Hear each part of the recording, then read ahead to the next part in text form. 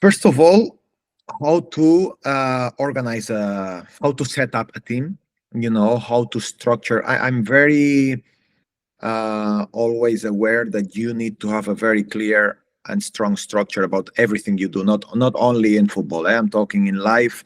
I like to start for the base, for the foundations, and slowly build the house, until you make the strong roof for it not to rain, not to have holes. And yeah, basically to set up and prepare a structure of what do I need to be a top coach, you know assistants, analysts, how many, what do I want them for, what function will everyone have in my staff, etc. It was also after that a process, in Como. We basically started from zero. We didn't have much, not even a training ground. The structure was very poor around everything around the club. So also I took time, to think about what can we do, not only for the first team but also for the academies, and to follow some alignments, and after that, uh, meet people, and especially this person that I was talking to you about, that we kind of analyzed every structure tactically that we think exists in football. 4-5-1, 5-4-1, 4-5-1, 4-3-3, every structure. And what do we think that is the best way to attack this structure that they are playing against? So we basically did a database about everything that I always felt, that we could create problems depending on how the opponent plays, offensively or defensively, to always be prepared. I don't want to be the coach that always has, the same way of playing, the same way of attacking, defending. Yes, you have some principles. Yeah, you have structures, but I like to be as complete as possible. I want my team to be dominant. And for me, nowadays, to be dominant, you need to have as much a solution as possible, because it's not the same to attack a team that will defend deep 5-4-1 than to attack a team that will come to you man to man and follow you all around the pitch, like, for example, Atalanta does, So you could see the other day with England when they play against Serbia, first half, Serbia very deep, low block, compact, 5-4-1, England with a lot of the ball movement. It was easier, because you didn't have a lot of pressure on the ball to keep moving the ball around. They felt comfortable. Now, second half, Serbia changed. They went higher to press, more aggressive, man-to-man, basically. England said, oh, now I struggle to keep the ball a bit more, So what do you do in that moment? And it's not about so much the coach sometimes, because in that moment, as a coach, you don't know what the other team is going to do. So the players need to be as much prepared as possible to find the solutions within themselves.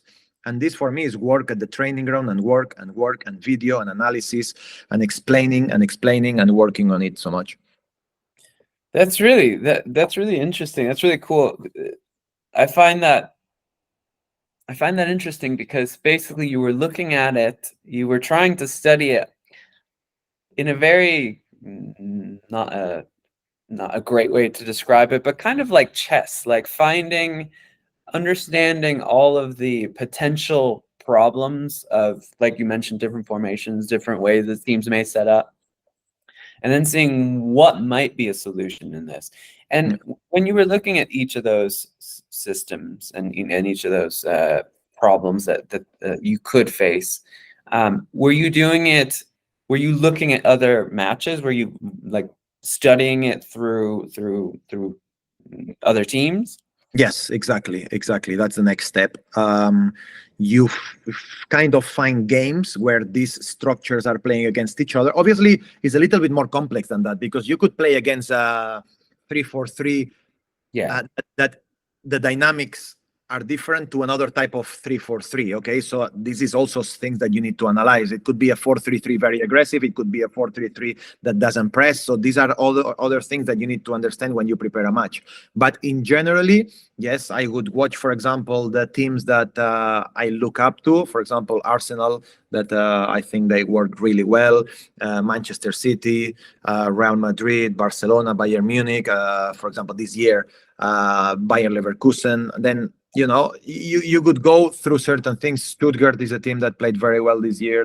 I also learned a few things about them, and this is just to mention. Chelsea, when Tuchel was there, a lot of interesting things. And yeah, you now find what you are looking for in a proper game and see what these top coaches found as a solution, against these different systems. Then obviously I have my own ideas, and then I would touch a little bit more on this, on that, or I could say, wow, look at what this guy is doing. For example, I struggle. How would I defend a 4-2-2-2? For me, it's a system that it's very difficult to defend. And then I found one thing, or one day Arsenal playing against Chelsea, and Arteta did something that I'm like, wow, I never thought about this, So I put it inside of my database. In the future, if I find this certain situation, this problem, I say, okay, this could be a solution that I could take, So yeah, of course, it's about learning, it's about analyzing, watching, and being open-minded, for sure.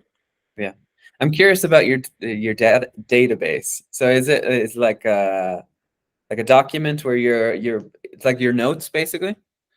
No, it's a proper document that I have, like I said, for example, 4-4-2. So I have all the videos, all the analysis of the teams, or even my team when we played against the 4-4-2, etc. What did I do? How did I do it? What hurt this team in this manner?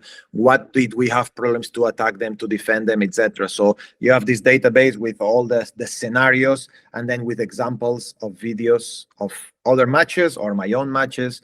And then you need a couple of days and dedicate a lot of time to go through everything. But it's growing, of course, because football is is moving every day very, very fast, and you need to keep moving always.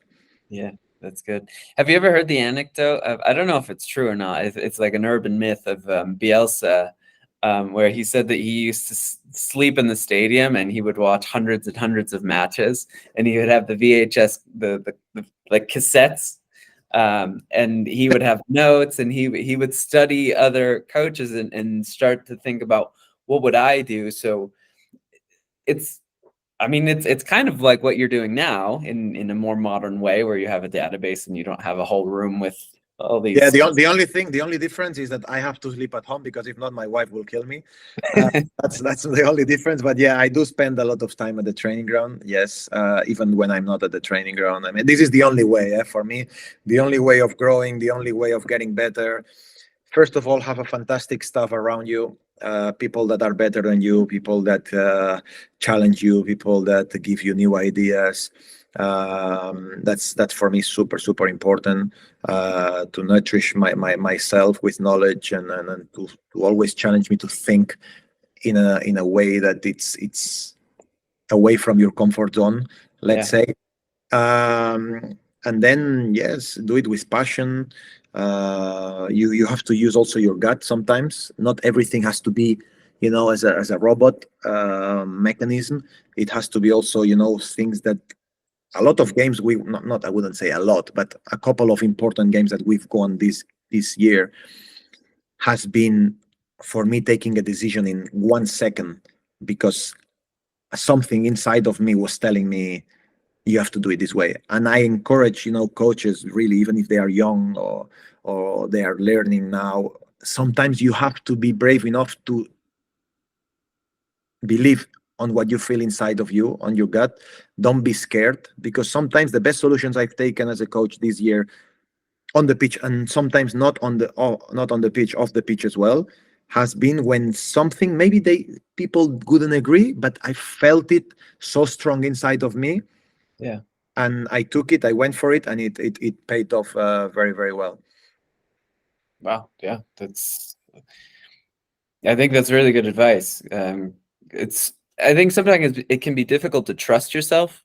It can be easy to doubt in situations where, I've experienced it in the last 10 years coaching, where it's a difficult game and things aren't going well, and you like, oh, should we change this now? Should we change this at halftime? And or when, whatever the decision is.